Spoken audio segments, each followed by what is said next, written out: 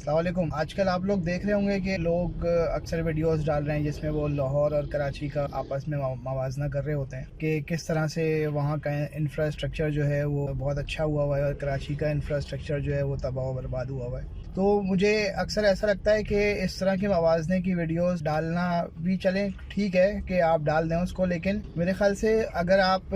हुकूमत की तरजीहात का मवाजना करें ना तो उससे आपको ज़्यादा बेहतर आइडिया हो जाएगा कि जो इस वक्त कराची का इंफ्रास्ट्रक्चर तबाह हुआ है उसकी वजह क्या है। देखिए, मैं आपको एक छोटा सा कंपैरिजन देता हूँ। इस वक्त जो है वो पूरे मुल्क में जो बेनज़ीर इनकम सपोर्ट प्रोग्राम के ज़रिए लोगों को पैसा दिया जा रहा है, वो इस वक्त 2025-26 का जो बजट है वो कोई 700 अरब रुपए से ज़्यादा है। 700 अरब रुपए का मतलब हो गया तकरीबन 2 अरब डॉलर से ज़्यादा, 2 या 2.5 अरब डॉलर। ठीक है, ये वो पैसा है जिसमें कि आप 1-1 अरब डॉलर के लिए IMF के पैरों में गिरे हुए होते हैं और उनकी हर किस्म की शर्त मानने को तैयार होते हैं। ये पैसा आप इस तरह से लोगों में फ्री में बांट रहे हैं। अच्छा, दूसरी जानिब अगर आप कराची के इंफ्रास्ट्रक्चर की बात करें, जो कि 3 करोड़ की आबादी वाला शहर है और वो यूरोप के कई मुल्कों से रकबे में भी और आबादी में भी बड़ा मुल्क है, बड़ा शहर है, उसकी जो सड़कें हैं उसकी मरम्मत के लिए जो है जो बजट है हमारे पास वो है 10 करोड़ रुपए। जी हाँ, सिर्फ 10 करोड़ रुपए। और इसके अलावा पूरे साल में जो सड़कों की मरम्मत और दूसरी चीज़ें होंगी उसका बजट है 3 अरब रुपए।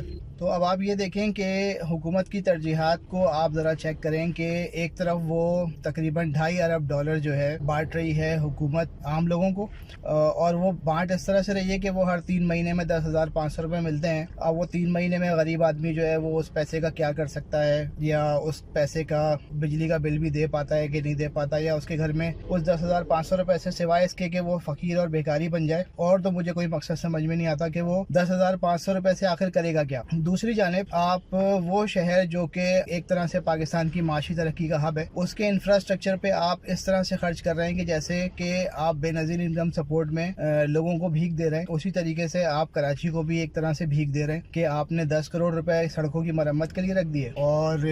3 अरब रुपए जो है आपने पूरे साल में सड़कों की तामीर के लिए रख दिए। तो अब अगर आपके मुल्क में माशी तरक्की का पहिया सुस्त हो जाएगा, या वहाँ पर काम करने में परेशानियाँ होंगी, या वहाँ पर गाड़ियों का नुकसान होगा, या वहाँ पर एक्सीडेंट्स होते रहेंगे, या ट्रैफिक की रवानी मुतासिर रहेगी, तो आप उससे अंदाज़ा लगा सकते हैं कि मुल्क की मईशत को किस हद तक नुकसान पहुँच सकता है और लोगों के रोज़गार को किस हद तक नुकसान पहुँच सकता है, लोगों को कितना ज़्यादा गाड़ियों की मद में, उनकी मेंटेनेंस की मद में और दूसरी चीज़ों के हवाले से उनकी जान को ख़तरा होता है। तो हम वहाँ पर इंफ्रास्ट्रक्चर पे खर्च करने को तैयार नहीं है। हम लोगों को फ्री में पैसा बांटे जा रहे हैं। वो पैसा भी इस हवाले से बेमकसद है कि उससे किसी की कोई ख़ास ज़रूरत पूरी नहीं हो सकती। 10,500 अगर 3 महीने में मिलेंगे तो आप अंदाज़ा लगा सकते हैं कि उससे क्या किसी का भला हो सकता होगा, बजाय इसके कि आप इंफ्रास्ट्रक्चर पे लगाएं, कारोबार की तरक्की पे लगाएं, बिजनेस पे लगाएं पैसा। आपने लोगों को सिर्फ अपने वोट बैंक की खातिर, सिर्फ अपने नाम को इस्तेमाल करने की खातिर कि आपने उसके साथ बेनज़ीर इनकम सपोर्ट प्रोग्राम लगा दिया है, आपका वोट बैंक बरकरार रहे,